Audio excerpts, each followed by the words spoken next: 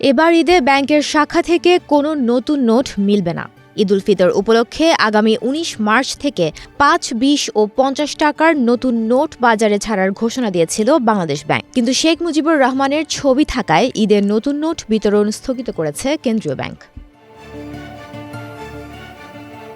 সংশ্লিষ্ট কিছু সূত্র থেকে জানা গেছে, টাকায় শেখ মুজিবুর রহমানের ছবি থাকায় কয়েকটি পক্ষ থেকে আপত্তি উঠেছে।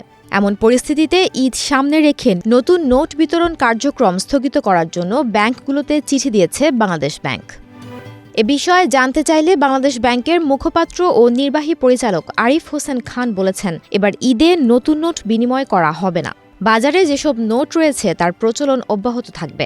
পাশাপাশি ব্যাংকের শাখায় যে নতুন নোট গচ্ছিত রয়েছে তা বিনিময় না করে সংশ্লিষ্ট শাখায় সংরক্ষণ করার জন্য বলা হয়েছে। চিঠিতে পরামর্শ দেওয়া হয়েছে যে সমস্ত নগদ লেনদেন পরিচালনা করার জন্য পুনঃপ্রচলনযোগ্য নোট ব্যবহার করার ব্যবস্থা গ্রহণ করা হোক।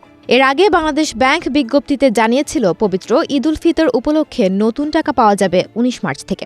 এবার ৫, ২০ ও ৫০ টাকার নতুন নোট দেওয়ার কথা ছিল। নতুন নোট বিনিময় হওয়ার কথা ছিল বাংলাদেশ ব্যাংক ও কয়েকটি ব্যাংকের শাখার মাধ্যমে। ২৫ মার্চ পর্যন্ত জনসাধারণ ও গ্রাহকদের মধ্যে নতুন নোট বিনিময়ের পরিকল্পনা ছিল। এর মধ্যে নতুন নোট বিতরণ বন্ধ রাখার সিদ্ধান্ত নিয়েছে কেন্দ্রীয় ব্যাংকটি।